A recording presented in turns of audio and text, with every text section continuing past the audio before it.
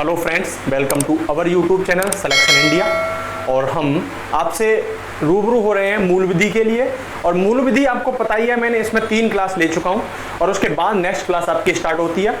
ज़्यादा से ज़्यादा लोग क्लास को क्या करें, शेयर करें। और ये आपकी जो क्लास है बेहद ही महत्वपूर्ण होने जा रही है यूपीएसआई के लिए। आपकी नोटिफिकेशन भी दिख रहा है, ऐसा दिख रहा है कि 28 से 29 तारीख के बीच में आपके 28 या 29 के अक्टूबर के आसपास आपका पेपर यूपीएसआई का हो जाएगा। ठीक है, तो इसमें दोस्तों हम थोड़े से क्या करें कि इसमें थोड़ी सी लेके चलें क्वेश्चनों को। इसमें मैंने कल आपको बता चुका था पिछली क्लास में, और ये पहला क्वेश्चन है कि भारतीय दंड संहिता प्रवर्तित हुई थी। तो मैं आपको बता चुका था कि 1 जनवरी सन 1862 को। उसके बाद दूसरा क्वेश्चन मैंने बताया था भारतीय दंड संहिता 1860 की धारा 1 से संबंधित है। तो मैंने आपको बताया था चैप्टर फर्स्ट में, और चैप्टर फर्स्ट में सेक्शन 1 में मैंने आपको क्या बताया था कि उसमें संहिता के नाम और उसके प्रवर्तन के विस्तार से संबंधित है। तो इसमें 2 आंसर था। देखो, सबसे बड़ी बात यह है कि आप उस पर क्या है कि क्वेश्चन को आपको आना चाहिए चीज है। ठीक है, उसके बाद क्वेश्चन तीसरे की हम बात करें तो क्वेश्चन 3 में क्या है कि मेंस रिया से तात्पर्य है। तो रेंस मिया से तात्पर्य की हम बात करेंगे, सुख किससे संबंधित है, दुराशय से संबंधित है। उसके बाद ऐसा ही क्वेश्चन नंबर 4 है। जैसे क्वेश्चन नंबर 4 में हम थोड़ा देखें कि भारतीय दंड संहिता में स्त्री शब्द घोतक है। स्त्री शब्द घोतक है, तो हमने आपको बताया था कि 6 से लेकर के 52 ए तक ये चैप्टर 2 में था। चैप्टर 2 में था 6 से लेकर के 52 ए तक। और इसमें मैंने आपको बताया था कि यहीं पे सेक्शन 10 के बारे में बात किया था। सेक्शन 10 में आपको बताया गया था कि सेक्शन 10 में महिलाएं हैं या पुरुष हैं, या महिलाओं की जब बात की गई है तो स्त्री को डिफाइन किया गया है। तो स्त्री को यहाँ डिफाइन करते वक्त बोला गया था कि सभी एज की महिलाएं क्या होंगी, स्त्री होंगी, चाहे वो बच्ची क्यों ना हो। तो इसमें जन्मजात बालिका सहित किसी भी आयु की महिला भी होगी। ठीक है, ऑप्शन नंबर क्या होगा आपका, डी। ये क्वेश्चन सारे आपके प्रीवियस ईयर में आए हुए क्वेश्चन हैं। वही क्वेश्चन हम 10 की बात करें, क्वेश्चन 5 में क्या बोला गया है कि भारतीय दंड संहिता में भारतीय शब्द स्त्री घोतक है। तो स्त्री शब्द घोतक की बात होगी तो स्त्री शब्द आपको पता है किससे संबंधित है, किसी भी आयु की स्त्री से, किसी भी आयु की स्त्री से संबंधित है। वहीं हम भारतीय दंड संहिता की धारा किस धारा में भारत को परिभाषित किया गया है। तो भैया यहाँ पे आपको बता दूं तो ये धारा 18 है। तो भारत की को परिभाषित करने के लिए धारा 18 में बोला गया है कि जो भारत है ना, भारत एक क्या है, अखंड है। और 2019 से पहले बोला गया था कि भारत क्या है कि जम्मू कश्मीर को छोड़ करके अखंड है। परंतु 2019 में हमने 35A और 370, ठीक है ना, 370 को हटाने के बाद में वहां पे जम्मू कश्मीर में हमने क्या कर दिया, 2, एक जम्मू और एक ये लद्दाख, इन 2 को हमने क्या कर दिया, यूटी में तोड़ दिया और वहां से 35A और 370 को हटा दिया। और हटाने के बाद में 2019 में अब ये जो डेफिनेशन है, भारत क्या है, पूरा मतलब जम्मू कश्मीर से लेकर के कन्याकुमारी तक अब क्या है, पूरा अखंड है। ठीक है, तो ये धारा 18 में बोला गया है। तो भारत को डिफाइन किया गया है धारा 18 में। ठीक है, उसके बाद क्वेश्चन 7 की बात करें, सामान्य आशय से संबंधित है। सामान्य आशय से संबंधित प्रावधान आईपीसी के किस धारा में दिए गए हैं। तो ये हम आज आपको डिफाइन करेंगे, पूरा फुल डिस्कशन करेंगे। ठीक है, तो इसमें ये धारा वैसे बता दूं समान आशय 34 होता है। तो आज हम देखो कर लेते हैं, थोड़ा अपने जो क्लास थी उसको आगे बढ़ाते हैं। ठीक है, उसके बाद देखो सारे क्वेश्चन ये आपको दे रखे हैं। मैं थोड़ा सा आपको एक थ्योरी बताता हूँ, और थ्योरी के बाद इन सारे के सारे क्वेश्चन को क्या करूंगा, लगवाऊंगा। तो बड़े ही आराम से आप लगाते चले जाओगे। ठीक है, तो मैं चलता हूं आपके। ठीक है, तो यहां आपका ये ओके,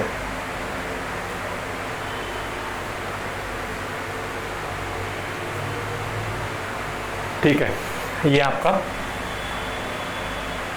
ये मैंने आपको, हाँ ये आपको बता दिया था, इसमें मैंने 10 तक करा दिया था। ठीक है, तो इसमें मैंने आपको बताया था कि सेक्शन 10 में स्त्री को परिभाषित किया गया है, और स्त्री को परिभाषित करने का मतलब है सभी एज की स्त्रियां हैं इसमें। ठीक है ना, क्या है, सभी एज की स्त्रियां हैं। ओके, अब यहां से हम क्या करते हैं, थोड़ा से लेके चलते हैं।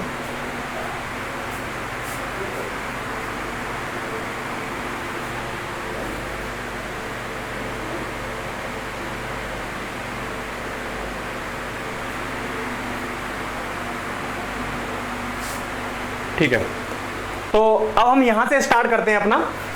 तो मैं आपको बता दूं कि मैं सेक्शन 10 तक आपको पिछली क्लास में करा चुका था। सेक्शन 10 तक मैं आपको पिछली क्लास में करा चुका था, और सेक्शन 10 में मैंने आपको बताया था कि सेक्शन 10 क्या है। इसमें वो मतलब सभी एज की महिलाएं क्या होंगी, शामिल होंगी, वो स्त्री कहलाएंगी, ठीक है। उसके बाद हम नेक्स्ट सेक्शन पे चल रहे हैं। उसके बाद एक वाद भी था, मैंने बताया था आपको, सम्राट वर्सेस तटीय महादेव केस, वो भी एकदम क्लियर हो चुका था। अब नेक्स्ट चलते हैं इसमें, ठीक है, और ये है आपका नेक्स्ट, ठीक है, ओके। हाँ दोस्तों, तो आज की हम क्लास स्टार्ट करते हैं यहां से। देखो क्या है इसमें, इसमें आपको बोला गया है कि सेक्शन 14, आपको पता है हिंदी में सेक्शन को धारा बोलते हैं, धारा 14, और ये अध्याय 2 में है, ठीक है। धारा 14 में सिविल सर्वेंट जिसे बोलते हैं सिविल सेवक, सिविल सेवक को डिफाइन किया गया है, सिविल सेवक को। और वही धारा 21 की बात करें तो धारा 21 में सिविल, सॉरी पब्लिक बोल रखा है,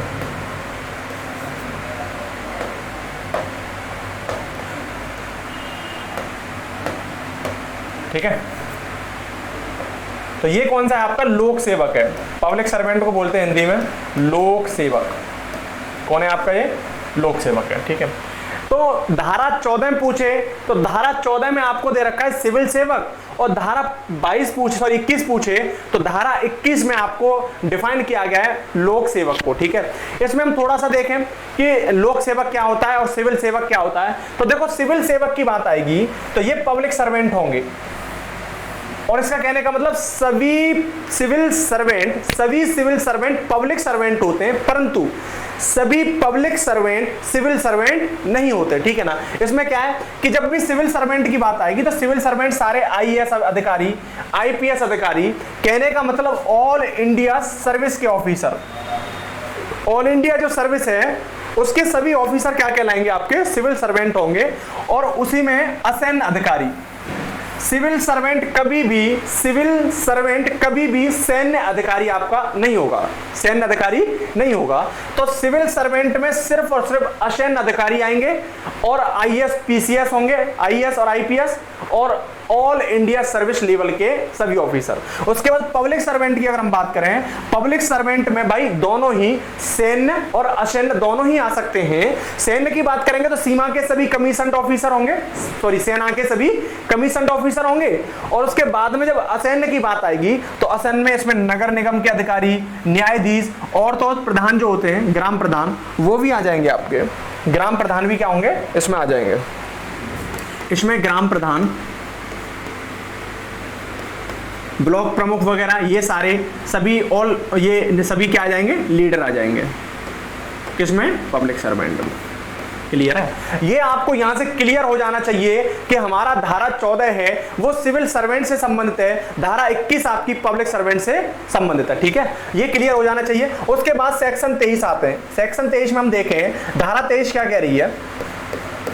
तो धारा 23 ये बोलती है कि रॉन्गफुल गेन और रॉन्गफुल लॉस, यहां पे रॉन्गफुल लॉस और रॉन्गफुल गेन को डिफाइन किया गया है। अच्छा, रॉन्गफुल गेन का मतलब होता है सदोष लाभ, और रॉन्गफुल लॉस का मतलब होता है सदोष हानि। जैसे एग्जांपल के थ्रू मैं बोलूं कि यहां एक एग्जांपल के थ्रू बोलूं मैं, जैसे एग्जांपल मान लो ए व्यक्ति है और ए व्यक्ति ने बी व्यक्ति की क्या की, घड़ी चुरा ली।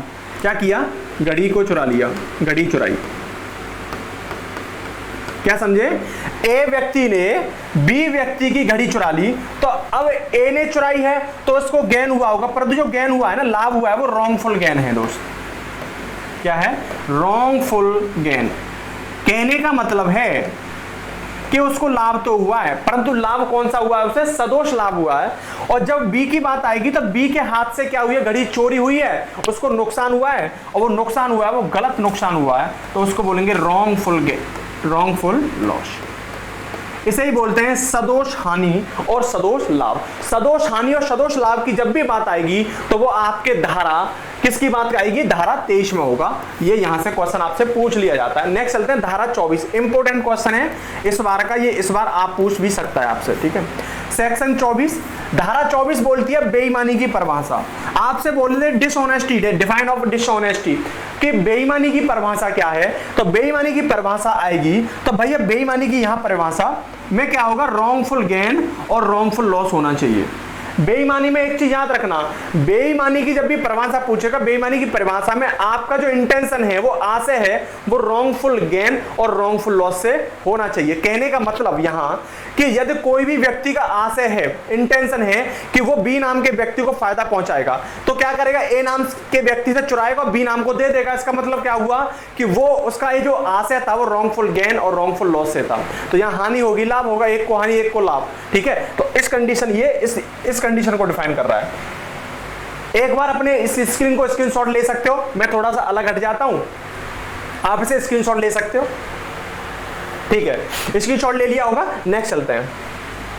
तो दोस्तों आपके नजदीक पेपर हैं, इसलिए मैं आपको साथ ही साथ रिवीजन भी कराता जाऊंगा, सारे क्वेश्चन लगवाऊंगा, जितने मैं आपको पढ़ाऊंगा उतना ही मैं क्या करूंगा, आपसे क्वेश्चन भी लगवाता जाऊंगा। ठीक है, उसके बाद कोई व्यक्ति, इसमें नेक्स्ट क्वेश्चन है, ये इसमें क्वेश्चन है, इसमें क्वेश्चन पूछ लिया है कि कोई व्यक्ति किसी व्यक्ति को गलत तरीके से प्रॉफिट पहुंचाने के लिए या गलत तरीके से हानि पहुंचाने के लिए कार्य करता है और जिसमें उसका इरादा शामिल है। मैंने अभी क्या बताया था, इरादा या इंटेंशन, उसका इरादा या इंटेंशन होना चाहिए किसी व्यक्ति को लाभ पहुंचाने का और या किसी व्यक्ति को हानि पहुंचाने का। तो इसमें इंटेंशन है इसका। जब इंटेंशन है तो अभी हम पढ़ के चुके हैं कि धारा किससे संबंधित है। ये दोस्तों अभी मैंने आपको बताया था कि ये धारा 24 से संबंधित है, बेईमानी की परिभाषा। तो ये आपका धारा 24 क्या होगा, इसका राइट आंसर होगा। इतना अगर आपको पता हो कि भैया आ से होना चाहिए रॉन्गफुल गेन और रॉन्गफुल लॉस से, और क्या होगा वो सीधी सी बात है, धारा किस में आएगा, 24 में आ जाएगा। ये राइट आंसर हो गया। ठीक है, स्क्रीनशॉट मान लीजिए। चलते हैं फिर नेक्स्ट। इसमें क्या है कि एक यहां पर केस भी आया था, यहां आपका एक केस भी आया था। एक मिनट, हम थोड़ा कोई व्यक्ति, ठीक है, सेक्शन 24 से संबंधित है। ओके, उसके बाद नेक्स्ट देखते हैं दोस्तों। अब आपकी धारा 25 आती है। धारा 25 में आपसे बोलेगा कि धारा 25 किससे संबंधित है, तो धारा 25 आपकी कपट से संबंधित है, और कपट को इंग्लिश से बोलते हैं फ्रॉड। और ये फ्रॉड जो है कब माना जाएगा, फ्रॉड माना जाएगा एक धोखा, कि जब तुम किसी के साथ धोखा दे रहे हो, और धोखे ही नहीं, धोखे के साथ साथ क्षति भी होनी चाहिए व्यक्ति को। क्या होनी चाहिए, क्षति भी होनी चाहिए। तो वो आपकी क्या है, धारा 25 में डिफाइन किया गया है। अब एक चीज और देखिए, यहाँ पे यही एक केस आया था, doctor Bimla versus Delhi administration case. यहां पर एक डॉक्टर बिमला थी, बिमला नाम की महिलाएं थी। बिमला नाम की महिला ने एक इंश्योरेंस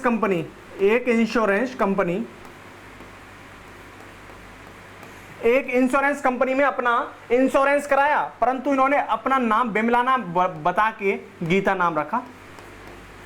बाद में इन्वेस्टिगेशन हुआ, ये इंश्योरेंस कंपनी ने इन्वेस्टिगेशन किया, तो बाद में गीता का नाम ही क्या निकला, बिमला निकला।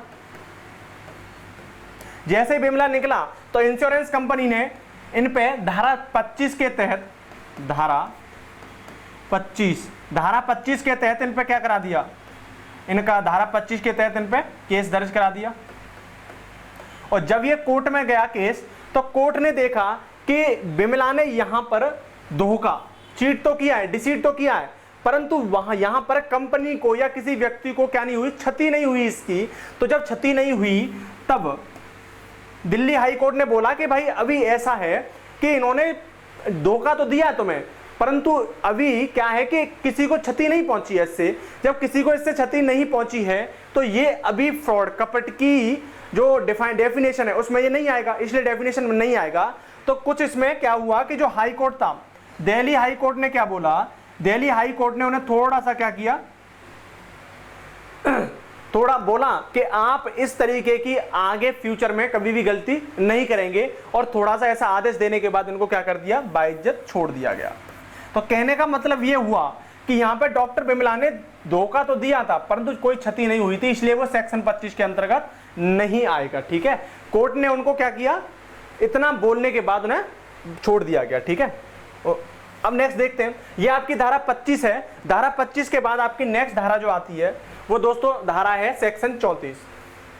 मैंने आपको बताया था कि मैंने पिछले साल के 10 साल के आपके प्रीवियस ईयर के क्वेश्चन देखे थे, तो उसमें वही इंपॉर्टेंट क्वेश्चन बार बार पूछ रहा था जिनको मैं करा रहा हूं, ठीक है। क्योंकि वैसे आप देखोगे आईपीसी तो बहुत बड़ी है, परंतु हमें वही करना है जो क्या हो हमारे एग्जाम पॉइंट ऑफ व्यू से अच्छा हो। हमारी रणनीति ऐसी होनी चाहिए कि हम क्या करें, अपने एग्जाम को क्वालिफाई करें, ठीक है। उसके बाद धारा 34, ये धारा जो 34 है दोस्तों, ये धारा 34 आपकी, ठीक है, धारा ये 34 है। धारा 34 आपकी सामान्य आशय से संबंधित है। इसमें सामान्य आशय को डिफाइन किया गया है। अच्छा, सामान्य आशय का क्या मतलब होता है? कॉमन इंटेंशन बोलते हैं। तो कॉमन इंटेंशन का मतलब क्या है? इसमें 4 एलिमेंट होते हैं। कितने एलिमेंट होते हैं? 4 एलिमेंट होते हैं। कौन कौन से? इसमें सबसे पहले तो क्रिमिनल एक्ट होना चाहिए, क्रिमिनल एक्ट होना चाहिए, आपराधिक कृत्य होना चाहिए। आपराधिक क्या होना चाहिए? आपराधिक कृत्य होना चाहिए। चलिए, आपराधिक कृत्य होना चाहिए। और ये आपराधिक जो कृत्य हुआ है more than 1 person, more than 1 person. कम, इसका क्या मतलब है मोर देन 1 पर्सन का? कि एक से अधिक व्यक्ति होना चाहिए, एक से अधिक व्यक्ति, एक व्यक्ति नहीं होना चाहिए, एक से अधिक व्यक्ति। और एक से अधिक व्यक्ति, और एक से अधिक व्यक्ति मतलब सभी का क्या होना चाहिए? यहाँ पे कॉमन इंटेंशन होना चाहिए, सामान्य आशय होना चाहिए। जो भी कार्य करें सभी क्या हो, एक साथ इसमें लिप्त हो। सामान्य आशय का मतलब ये होता है। और यहाँ पर चौथा एलिमेंट है इन सेम मेंबर एलोन। इसका मतलब यहाँ पर जो भी कृत्य करेगा वो क्या माना जाएगा? उसके साथ माना जाएगा, ठीक है। ये 4 एलिमेंट थे। इसमें आपको मैं बता दूं कि यहाँ एक केस आता है, यहाँ एक केस आता है, या मैं आपको एक एग्जाम्पल के थ्रू भी समझा सकता हूँ यहाँ पर, ठीक है। एक एग्जाम्पल के थ्रू, चलो ठीक है, एग्जाम्पल हम देख लेंगे बाद में, पहले से समझो आप, ठीक है ना। आप इसे समझ लो पहले। इसमें एक केस था वारेंद्र कुमार घोष केस। कौन सा केस था? वारेंद्र कुमार घोष केस। इसमें यह बोला गया था वारेंद्र कुमार घोष केस में कि यदि कोई व्यक्ति अपराध से बाहर खड़ा है, अपराध के मैं इसे छोटा कर देता हूं, थोड़ा मिडल गया वो, ठीक है।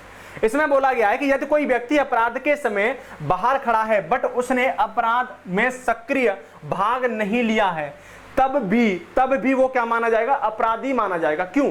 क्योंकि उसका इंटेंशन, क्योंकि जो व्यक्ति थे, जो आए थे कुछ ना कुछ करने के लिए, मतलब किसी का असेसमेंट करने के लिए या किसी को मारने के लिए, तो वो एक साथ आए थे, उनका एक ही इंटेंशन था, मारना, ठीक है ना। तो वो क्या माने जाएंगे? वारेंद्र कुमार घोष में ये बोला गया था कि अपराधी चाहे बाहर खड़ा हो, चाहे किसी ने मारा हो, फिर भी वो इसी कैटेगरी में आएगा। उसके बाद महबूब शाह केस था। दूसरा केस कौन सा था?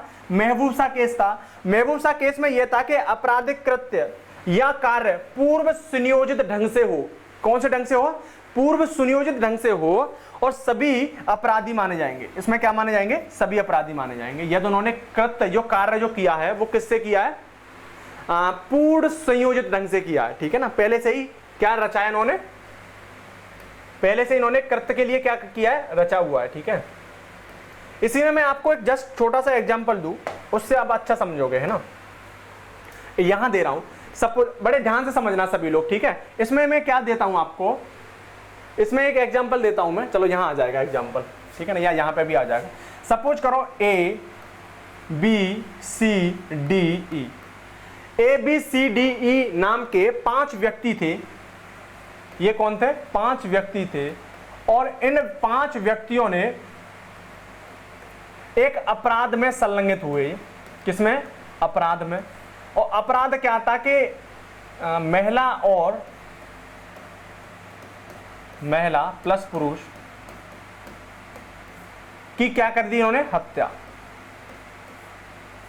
महिला और पुरुष की इन्होंने क्या कर दी दोस्तों? हत्या कर दी। जब महिला पुरुष की हत्या कर दी तो यहां पर क्या कंडीशन थी? यहां देखो, यहां कंडीशन ये थी, ये कंडीशन यहां पर ये थी कि यहां पर A और B नाम के 2 व्यक्ति ये सबसे पहले दरवाजे पर खड़े हो गए। क्या हुआ? ये दरवाजे पर खड़े हो गए,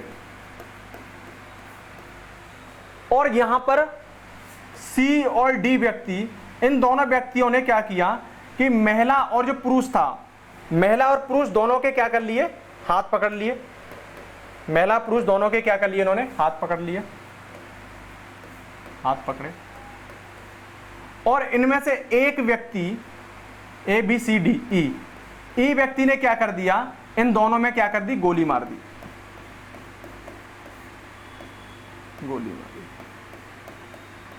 यहां मेरे को ये बताइए, क्या यहां पर गोली मारने वाला दोषी होगा? नहीं, यहां सारे के सारे दोषी माने जाएंगे। यही कॉमन इंटेंशन है, क्योंकि यहां पे ABCDE ये तीनों ही योजनाबद्ध तरीके से, पूर्व संयोजित ढंग से पूरी की पूरी क्या करके आइए, अपना मतलब एक आइडिया फिक्स करके आए कि हम इस तरीके से इन्हें मारेंगे। तो ये सारे के सारे जब इनके ऊपर अपराध सिद्ध होगा तो ये सारे के सारे अपराधी माने जाएंगे, और हत्या के केस में 307 के केस में इन्हें क्या होगी दोस्तों, सजा होगी। क्या होगी, सजा होगी। मर्डर के केस में आएंगे ये, ठीक है, 302 में क्या माने जाएंगे, ये 302 में ये अपराधी माने जाएंगे। ये आपको यहाँ पे बड़े ही ढंग से, अच्छे ढंग से क्लियर हुआ होगा, ठीक है। ये आप एग्जाम्पल उतार सकते हो, मैं थोड़ा सा अलग हो जाता हूँ, आप स्क्रीनशॉट ले लीजिए, ठीक है, आपको बहुत सही रहेगा, ठीक है। उसके बाद चलते हैं नेक्स्ट क्वेश्चन पे। नेक्स्ट क्या है, नेक्स्ट ये है कि सेक्शन 35, 34 मैंने बता दिया, 34 क्या है, कॉमन इंटेंशन से संबंधित है। उसके बाद सेक्शन 35 आता है। देखो सेक्शन 35 की जब बात आएगी, धारा 35 की, तो धारा 35 में क्या है, धारा 35 में ये समान आशय से संबंधित है। वो सामान्य था, ये समान है। समान आशय मतलब सिमिलर इंटेंशन। कौन सा इंटेंशन, सिमिलर इंटेंशन। अच्छा, सिमिलर इंटेंशन की बात आएगी तो इसमें क्या है कि माना कि अशोक नाम का एक व्यक्ति है जिससे मार्केट में उठाए, जिसने क्या किया दोस्तों, कुछ पैसे मार्केट से उठाए, जिसने मार्केट से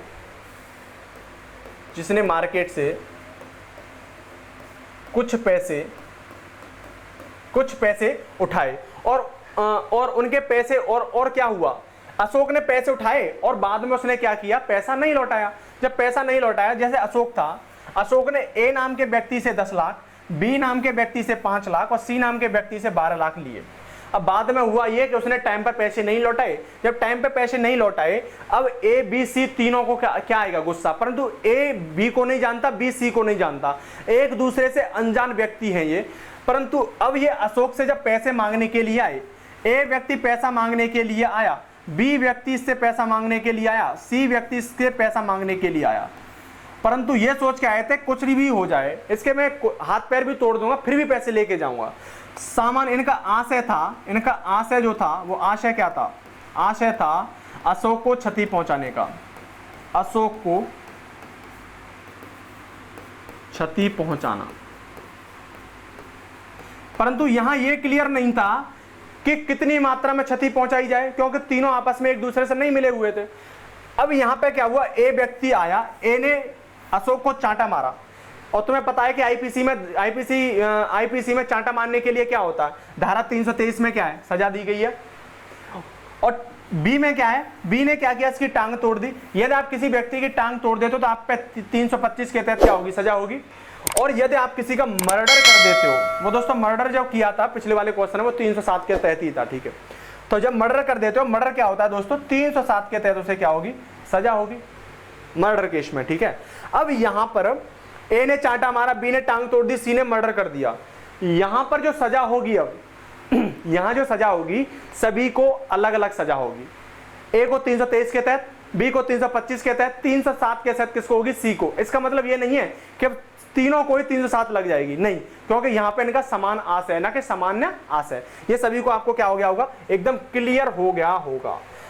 यही आपको यहां मैंने यहां क्लियर किया था कि एबीसी तीनों अलग अलग हैं और सलाह मिलकर, कॉमन इंटेंशन इनका नहीं है, सलाह और मिलकर के तीनों कार्य नहीं कर रहे हैं, अलग अलग कार्य कर रहे हैं, ठीक है। तो मैं आपको बता दूं कि भैया थोड़ा सा इसका क्या कर लो, आप स्क्रीन ले लो, उसके बाद स्क्रीनशॉट के बाद हम नेक्स्ट चलते हैं, ठीक है। ले लिया होगा स्क्रीनशॉट आपने, ठीक है। उसके बाद नेक्स्ट क्वेश्चन, यही सेक्शन 40 से संबंधित क्वेश्चन। सेक्शन 40 देखो, सेक्शन 40 में क्या है, धारा 40 इसे बोलते हैं, धारा 40 में अपराध की परिभाषा है दोस्तों। किसकी परिभाषा है, अपराध की। धारा 40 में अपराध की परिभाषा है। और अपराध किसे माना जाएगा, यही मैं आपको बता दूं, अपराध किसे माना जाएगा, तो अपराध माना जाएगा आपका ह्यूमन बीइंग। इसमें सबसे पहले क्या होना चाहिए, मानव द्वारा हुआ हो, किसके द्वारा हुआ हो, मानव द्वारा हुआ हो, मानव होना चाहिए। दूसरा इल्लीगल इंटेंशन, इल्लीगल इंटेंशन का मतलब आपराधिक मनह स्थिति। इल्लीगल इंटेंशन क्या मतलब, आपराधिक मनह स्थिति, या इसी को ही दोस्तों बोलते हैं दुराशय, और इसी दुराशय को बोलते हैं मेंसरिया। क्या बोलते हैं, मेंसरिया। और आपके 2017 में यूपीएसआई के पेपर में ये पूछा हुआ था कि मेंसरिया संबंधित है, तो मेंसरिया संबंधित है आपकी दुराशय। दुराशय का मतलब दोस्तों ये एलिमेंट है अपराध का। किसका एलिमेंट है, अपराध का। वही सेक्शन, सॉरी तीसरे की बात करें, थर्ड एलिमेंट आपराधिक कृत्य होना चाहिए। आपराधिक कृत्य मतलब इल्लीगल एक्ट होना चाहिए, इल्लीगल एक्ट। नेक्स्ट की बात हम बात करें, चौथा कौन सा होना चाहिए, ऐसे आपराधिक कृत्य से मानव अथवा समाज को क्या हो रही है, क्षति। ऐसा तुम क्या कर रहे हो, कृत्य कर रहे हो जिससे मानव को क्या हो रही है, क्षति हो रही है, या समाज को आपको क्या हो रही है, क्षति हो रही है, तो ऐसे कृत्य सभी क्या माने जाएंगे, अपराध की श्रेणी में आएंगे। तो मैंने आपको बता दिया इसमें कि जब भी सेक्शन 40 की बात आएगी तो अपराध की परिभाषा से संबंधित है। इसमें 4 एलिमेंट होंगे। पहले में क्या होगा दोस्तों, मानव होना चाहिए। दूसरा क्या है दोस्तों यहाँ पे कि आपराधिक मनह स्थिति होनी चाहिए, जिसे दुराशय या मेंसरिया बोलते हैं। तीसरी कंडीशन आएगी आपराधिक कृत्य, इल्लीगल एक्ट होना चाहिए। और चौथा आपका क्या होना चाहिए कि ऐसे अपराध से आपके समाज को क्षति हो रही हो, आपके मानव को भी क्षति हो रही हो। तो ये सेक्शन 40 में आएगा। तो सेक्शन 40 आपसे जब भी पूछेगा तो ये किससे संबंधित है, अपराध से संबंधित है। ठीक है, नेक्स्ट चलते हैं सेक्शन 41, धारा 41। अच्छा, धारा 41 में क्या है, धारा जब 41 की बात आएगी तो धारा 41 में स्पेशल लॉ है। और मैं आपको बता चुका था सेक्शन 5 में, मैंने बताया था कि ऐसी धाराएं होती हैं जो क्या होता है, मतलब ऐसे एक्ट होते हैं जो कि आईपीसी उन पर लागू नहीं होती है। कुछ स्पेशल लॉ होते हैं और क्या कुछ होते हैं लोकल लॉ। स्पेशल लॉ की बात आएगी तो वो धारा 41 से संबंधित है। धारा 41 स्पेशल लॉ मतलब विशेष विधि से संबंधित है। ये किससे संबंधित है, विशेष विधि। विशेष विधि में यहाँ पे आपको मैंने बताया था कि SC/ST एक्ट 1989 ये सेंट्रल गवर्नमेंट का बनाया हुआ एक्ट है। और उसके बाद में अफस्पा एक्ट, आपको पता है अफस्पा एक्ट, जानते हो अफस्पा एक्ट, ये सेना का एक AFSP अफस्पा एक्ट, ये सेना का अपना एक कानून है, 1958 में बनाया गया था। यहां पर सेना में यदि कोई भी क्राइम करता है या कोई भी बाहर का व्यक्ति सेना के जवानों पर या सेना की टुकड़ी में कोई अपराध करता है तो वो अफस्पा एक्ट सन 1958 के तहत आएगा। उस पर सारी की सारी जो भी अपराध की श्रेणी आएंगी वो आपका अफस्पा एक्ट क्या करेगा, तय करेगा। तो ये आपका स्पेशल लॉ है जो सेंट्रल गवर्नमेंट का होता है। नेक्स्ट चलते हैं, और ये किससे संबंधित है, सेक्शन 41, धारा 41 से। नेक्स्ट देखते हैं 9 में देखेंगे धारा 42। धारा 42 में आपको क्या किसकी बात की गई है, धारा 42 में स्थानीय कानून है, लोकल लॉ। क्या है, स्थानीय कानून, लोकल लॉ है। और जैसे दिल्ली है, यूपी है, महाराष्ट्र है, मैं कोई भी एक्ट बनाया और उसके खिलाफ कोई जाता है तो दंड उसे स्थानीय लॉ के अकॉर्डिंग दिया जाएगा, ना कि आईपीसी के अकॉर्डिंग। तो ये आपका 41 सेक्शन 41 की बात होगी तो सेक्शन 41 आपका स्पेशल लॉ, और सेक्शन 42 की बात होगी तो वो क्या है, लोकल लॉ से संबंधित है। ठीक है, उसके बाद सेक्शन 44 वेरी इंपॉर्टेंट है भैया, मैं बता देता हूं आपको, वेरी इंपॉर्टेंट है, वेरी इंपॉर्टेंट। ठीक है, अच्छा वेरी इंपॉर्टेंट क्यों है सेक्शन 44, इसमें क्षति की परिभाषा है। अब बोलता है कि क्षति क्या होती है, क्षति की परिभाषा। क्षति की परिभाषा जब आप बताओगे तो क्षति किसकी भैया, क्षति किसकी, तो क्षति एक तो शरीर की होनी चाहिए, बॉडी, मानवीय शरीर की। दूसरा मन है स्थिति, माइंड, मतलब मानसिक क्षति होनी चाहिए। कुछ ऐसा मत बोल देना, यदि आपने कुछ ऐसा बोल दिया व्यक्ति को कि वो मानसिक दबाव में आ गया तो वो भी क्या होगी, धारा 44 के तहत आपको क्या डाल देगा, वो केस आप पे पड़ सकता है। तीसरी कंडीशन ऐसी क्षति जो प्रॉपर्टी उसकी क्या होगी, उसकी जो संपत्ति है, उसकी चल अचल दोनों ही संपत्तियां क्या हो गई हो उसकी, उनको क्षति पहुंची हो। तीसरी कंडीशन मतलब चौथी रेपुटेशन, ख्याति की क्षति। तो यहाँ पर क्षति की परिभाषा है, तो कौन कौन सी क्षति की, शारीरिक क्षति की परिभाषा दे रखी है, मन है स्थिति मतलब मानसिक क्षति की परिभाषा है, प्रॉपर्टी मतलब संपत्ति की परिभाषा है, और रेपुटेशन मतलब ख्याति, उसकी जो इज्जत होती है उसकी परिभाषा है। ठीक है, तो ये जब भी क्षति की परिभाषा आएगी तो क्षति की परिभाषा आपकी सेक्शन 44 में मानसिक क्षति होगी, शरीर की क्षति होगी, प्रॉपर्टी की क्षति होगी, और ख्याति मतलब रेपुटेशन की क्षति होगी। चलो उतारो से फटाफट, नेक्स्ट चलते हैं। क्वेश्चन नंबर 9, क्वेश्चन नंबर यहाँ पे सॉरी 9 नहीं, धारा 52, धारा 52। अच्छा धारा 52 में क्या है, धारा 52 धारावामन में आपकी जब भी बात होगी तो ये सद्भाव पूर्वक किया गया कार्य, धारावामन सद्भाव पूर्वक किया गया कार्य, ये आपका अपराध की श्रेणी में नहीं आएगा। तो सेक्शन 52 में अपराध पूर्वक मतलब सॉरी सद्भाव पूर्वक की सद्भाव पूर्वक को डिफाइन किया गया है। अच्छा, सद्भाव पूर्वक किया गया कार्य ही क्यों नहीं अपराध में आएगा?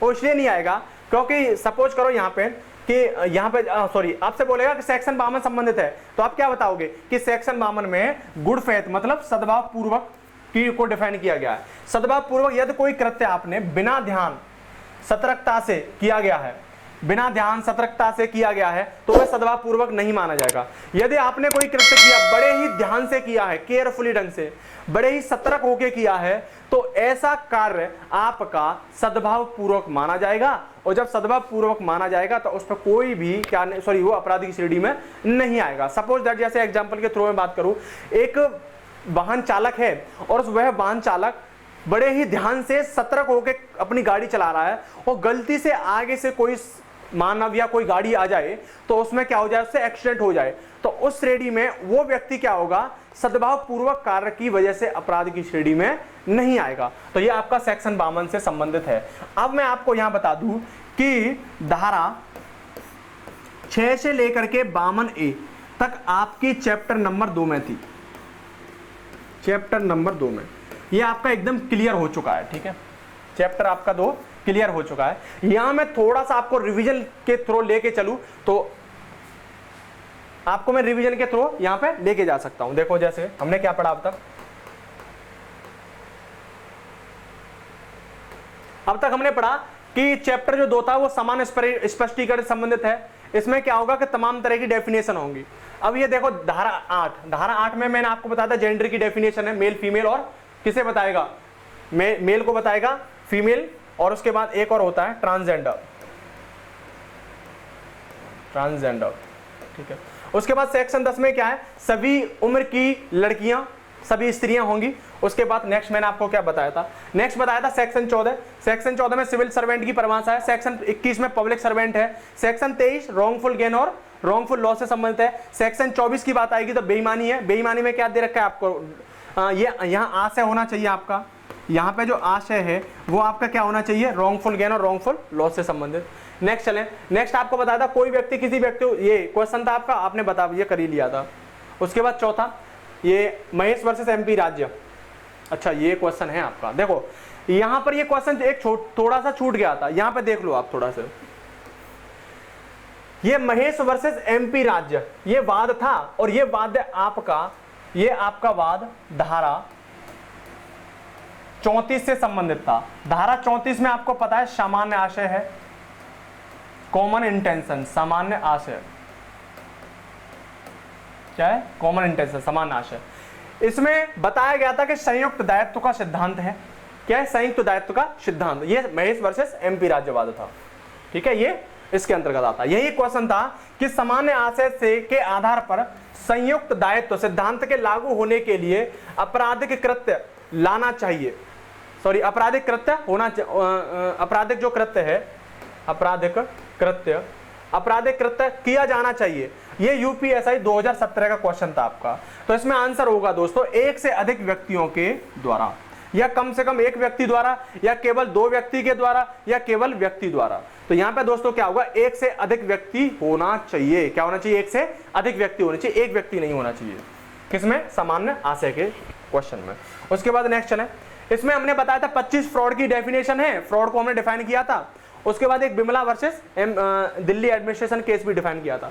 उसके बाद सेक्शन 34 कॉमन इंटेंशन से संबंधित, उसमें 2 केस थे, वारेंद्र कुमार घोष केस, महबूब शाह केस, और अभी आपने जो केस पढ़ा है महेश वर्सेस एमपी राज्यवाद, वो उसमें था। उसके बाद नेक्स्ट क्वेश्चन, इसमें सॉरी नेक्स्ट धारा थी 35 सामान्य आशय, ठीक है ना। उसके बाद नेक्स्ट हमने बताया 40 में क्या अपराध की परिभाषा है, अपराध में 4 क्या होते हैं आपके एलिमेंट्स होते हैं। उसके बाद सेक्शन 41 स्पेशल लॉ से है, और सेक्शन 42 की बात होगी वो क्या है आपका लोकल लॉ। और उसके बाद सेक्शन 44 यहाँ पर क्षति की परिभाषा है। क्षति की परिभाषा मैंने बताया था किसकी क्षति, शरीर की क्षति, मानसिक क्षति, और उसके बाद आपकी किसकी क्षति हो रही है, ख्याति, और आपकी मतलब ख्याति रेपुटेशन होता प्रॉपर्टी की क्षति। उसके बाद नेक्स्ट मैं यही बात करूं तो ये आपको मैंने यहाँ पे पूरा डिफाइन कर दिया। सेक्शन 52 में आपको बताया था गुड फेथ की डेफिनेशन दे रखी है। यदि कोई भी व्यक्ति बड़े ही ध्यानपूर्वक बड़ी सतर्कता से कोई कार्य करता है तो वो सद्भाव पूर्वक कार्य माना जाएगा। यदि वहां पे अपराध होता है तो वो अपराध की श्रेणी में नहीं आएगा। उसके बाद नेक्स्ट आपको मैं लेके चलता हूं यहाँ पर PIL पे। वेरी वेरी इंपॉर्टेंट है, यहां से एक क्वेश्चन आपको क्या किया जाता है, पूछा जाता है। वेरी वेरी इंपॉर्टेंट है, इसे हम डिफाइन कर लेते हैं। ठीक है, यहां देखो क्या कह रहा है क्वेश्चन में कि PIL जनहित याचिका, इसे क्या बोला जाता है, PIL को पब्लिक इंटरेस्ट लिटिगेशन, क्या बोलते हैं, पब्लिक इंटरेस्ट लिटिगेशन। ये पब्लिक इंटरेस्ट लिटिगेशन जो थी, ये इसके जनक माने जाते हैं PN भगवती। PN भगवती उस वक्त चीफ जस्टिस ऑफ इंडिया थे, मुख्य चीफ जज थे जज सुप्रीम कोर्ट के, और एक कृष्ण अय्यर, ये सुप्रीम कोर्ट के कृष्ण अय्यर, ये क्या थे, सुप्रीम कोर्ट के जज थे। इसमें ये जो बोला गया है कि जो PIL है ये स्रोत कहां से लिया गया है, PIL का स्रोत है दोस्तों USA से लिया गया है। PIL का मतलब होता है जनहित याचिका, लोक कल्याण में याचिका, या इसे बोलते हैं public interest litigation. Public welfare या पिटीशन को PIL कहते हैं। पब्लिक जो इंटरेस्ट है, जो पब्लिक जो वेलफेयर में जो की गई जो पिटीशन है वो क्या कहलाती है, हमारी PIL कहलाती है। इसमें ये हुआ ये था कि हिंगरौनी महिला एक वकील थी, हिंगरौनी महिला, इन्होंने क्या किया था कि जहां पे जो भागलपुर जो है, कौन सा, मुजफ्फरपुर जो जेल जो है, सॉरी मुजफ्फरपुर जेल में 720 के आसपास विचाराधीन कैदी थे, उन पर गवर्नमेंट ध्यान नहीं दे रही थी। तो उन्होंने ये बोला था कि अब इनका केस कौन लड़ेगा, इनके अधिकार के लिए कौन केस करेगा। तो उस वक्त इसमें हुसैन आरा खातून वर्सेस बिहार राज्य ये केस उभरा, और ये केस गया आपके सुप्रीम कोर्ट में, और वहां पर इनके ऊपर दलील पेश की गई, और वहां पे 1985 में सुप्रीम कोर्ट के द्वारा एक लाया गया PIL। पहले जो हमारा जो लॉ था वो लॉकस स्टैंडी के नियम के आधार पर कार्य करता था, मतलब जिसके ऊपर क्या है अपराध हो रहा है वही क्या करेगा, सुप्रीम कोर्ट में जाएगा। परंतु यहां पर इसको क्या किया गया, लॉकस स्टैंडी को चेंज किया गया, और यहां बोला गया कि यदि किसी भी व्यक्ति पर या किसी समाज पर या समाज के किसी भी वंचित वर्ग पर क्या हो रहा है, कोई अपराध हो रहा है, तो उनके हित के लिए, उनके अधिकार के लिए कोई दूसरा व्यक्ति क्या कर सकता है, सुप्रीम कोर्ट या हाई कोर्ट में उसके लिए एक कोर्ट में वो केस लड़ सकता है उसके लिए। ठीक है, यहीं से नेक्स्ट हम देखें इसी में कि PIL का जो अधिकार था, वो PIL का अधिकार सुप्रीम कोर्ट में आर्टिकल 32 के तहत पिटीशन दायर की जा सकती है। कोई व्यक्ति आर्टिकल 32 के तहत सुप्रीम कोर्ट में जा सकता है, और हाई कोर्ट में ये 226 के तहत आपको पिटीशन दी गई, अधिकार दिया गया PIL का। PIL को किसी व्यक्ति विशेष के बिना के खिलाफ लाया जाता है, और लेकिन व्यक्ति का कृत्य समाज को प्रभावित कर रहा हो तब ये लोक हित में लाया जाएगा।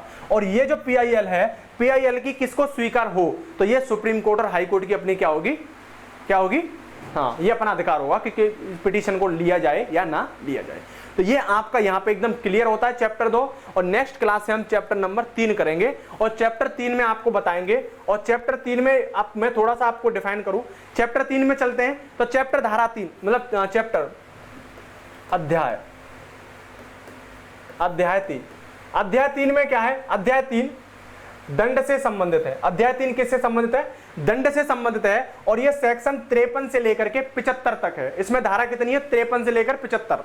अब यही में पहली ही धारा 53 है, धारा 53 वेरी इंपॉर्टेंट है, बहुत महत्वपूर्ण धारा है, वेरी वेरी वेरी इंपॉर्टेंट धारा, वेरी वेरी इंपॉर्टेंट धारा है। इसमें आपको बताया गया दंड की परिभाषा दी गई है, और यहाँ पे दंड 5 प्रकार के बताएं। परिभाषा जब दी गई थी इसमें 5 प्रकार के दंड थे।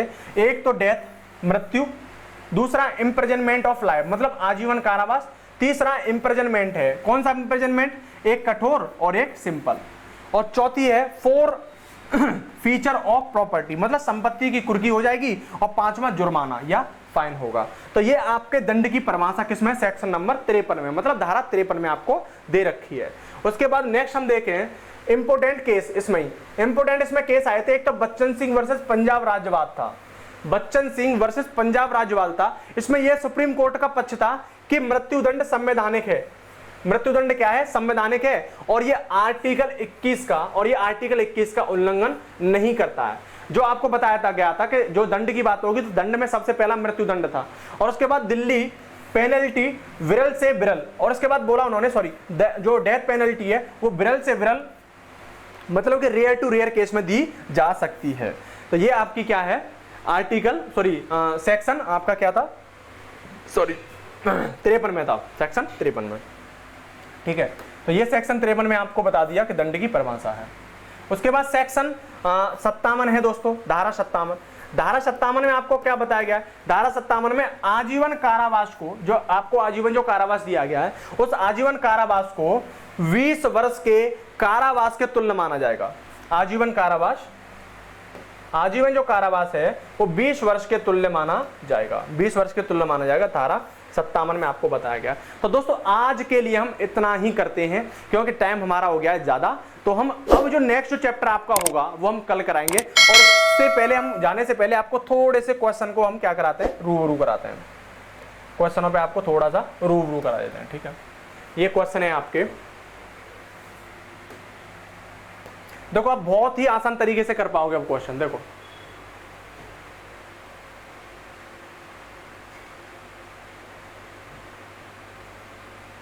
कहां तक कर चुके थे हम, देखो एक तो यही तो क्वेश्चन था कि सामान्य आशय से संबंधित है। तो सामान्य आशय जो अभी हमने आपको बताया,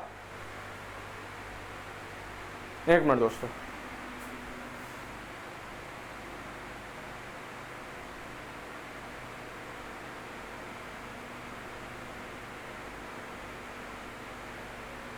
ठीक है, ओके। यहां पे सामान्य आशय से संबंधित आईपीसी किस धारा में दिया गया है, तो मैंने आपको बताया था सामान्य आशय कैसे संबंधित है, 34 से है। उसके बाद देखो 8वां क्वेश्चन, भारतीय दंड संहिता की धारा 34 प्रसिद्धवाद कौन सा था, अभी आपको बताया वीरेंद्र कुमार घोष बनाम एम्परर था, और ये एक मैकनाटोन वाद था। ये मैकनाटोन वाद एक पागलपन से संबंधित वाद था, पागलपन से संबंधित था, ठीक है। इसमें वीरेंद्र कुमार घोष। उसके बाद क्वेश्चन नंबर 9, अपराध की परिभाषा दी गई है। तो अपराध की जो परिभाषा है दोस्तों, वो ये क्वेश्चन आपका थोड़ा आगे से पूछ लिया है। ये दंड प्रक्रिया संहिता 1973 की धारा, मतलब सीआरपीसी की धारा 2N से लिया गया है। सीआरपीसी की धारा 2N में क्या अपराध की परिभाषा दी गई है, वहां से क्वेश्चन उठाया गया है इसे। और उसके बाद देखना क्वेश्चन नंबर 9 के बाद क्वेश्चन नंबर 10, क्वेश्चन नंबर 9, उसके बाद 10 ये रहा। भारतीय दंड संहिता 1860 के अधीन धारा 42 में प्रयुक्त स्थानीय विधि कहां पर लागू होगी। 42 में आपको बताया था स्थानीय विधि, और 41 में क्या था, स्पेशल लॉ। तो स्थानीय विधि भारत के किसी विशिष्ट भाग पे होगी, मतलब राज्य पे, राज्य का कोई भी, मतलब राज्य कोई कानून लेके आ सकता है और वो किसी विशिष्ट भाग पे लगा सकता है। तो आंसर क्या होगा, बी। 10 के बाद 11वां क्वेश्चन, अच्छा यही है क्वेश्चन 11 ये रहा। भारतीय दंड संहिता के अधीन कितने प्रकार के दंडों की व्यवस्था की गई है। अभी हमने आपको बताया था दंड की परिभाषा 53 में अपनी अभी आपको बताया था ना। तो कितने प्रकार के दंड थे इसमें, 5 प्रकार के दंड थे। कौन कौन से थे, एक तो डेथ पेनल्टी थी, डेथ पेनल्टी। दूसरा आपका क्या था, ये लाइफ टाइम थी ना। दूसरा था आपका इम्प्रिजनमेंट, और ये जो इम्प्रिजनमेंट था आपका दोस्तों, ये इम्प्रिजनमेंट क्या था, इम्प्रिजनमेंट ऑफ लाइफ, आजीवन कारावास। तीसरा क्या था इसमें, इसमें आपका था इम्प्रिजनमेंट था। और ये जो इम्प्रिजनमेंट था दोस्तों कितने था, एक तो कठोर था रिगिड, और दूसरा क्या था दोस्तों, ये सॉफ्ट था आपका, इसमें कठोर और एक सॉफ्ट, ऐसे ले लो सॉफ्ट या सरल। उसके बाद ये 3, चौथा क्या था आपकी संपत्ति की कुर्की,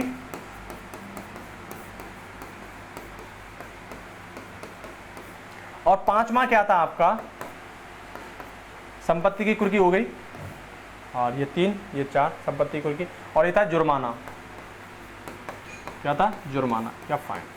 ये 5 प्रकार के क्या थे इसमें दोस्तों, ये आपके दंड थे, ठीक है। ये 5 प्रकार के दंड थे आपके, ठीक है। उसके बाद नेक्स्ट देखते हैं क्वेश्चन नंबर, ये क्वेश्चन था आपका 11। क्वेश्चन 11 के बाद क्वेश्चन नंबर 12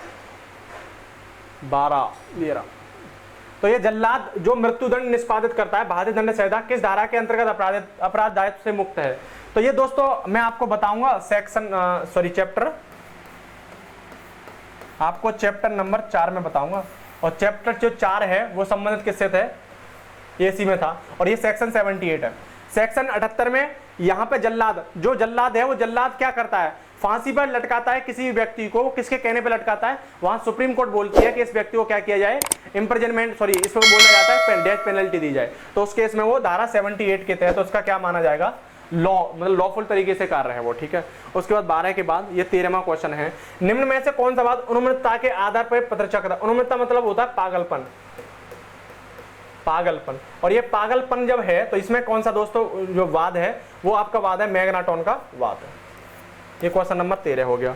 13 के बाद क्वेश्चन 14, ये दोस्तों अनैच्छिक ममता, ये क्वेश्चन मैं आपको नेक्स्ट जो आईपीसी है मेरी उसमें कराऊंगा, मतलब धारा सॉरी अध्याय 3 और 4 में देखेंगे उसे। तो दोस्तों आज हम इतना ही करते हैं, काफी क्वेश्चन भी हो गए और हमने आपको ये काफी थ्योरी भी करा दी है। तो दोस्तों आज के लिए इतना ही हम कराएंगे, और ये क्लास जो आपकी बेहद ही इंपॉर्टेंट क्लास है, क्योंकि इसमें थ्योरी के साथ साथ आपको क्वेश्चन भी कराए जा रहे हैं, और आपके जैसे कि नजदीक ही है पेपर, तो मूल विधि आपके लिए बेहद ही इंपॉर्टेंट है। तो दोस्तों आज के लिए हम इतना ही करेंगे, हमको दीजिए आप विदा। तो आज के लिए दोस्तों इतना ही। जय हिंद, जय भारत, आपका दिन शुभ रहे।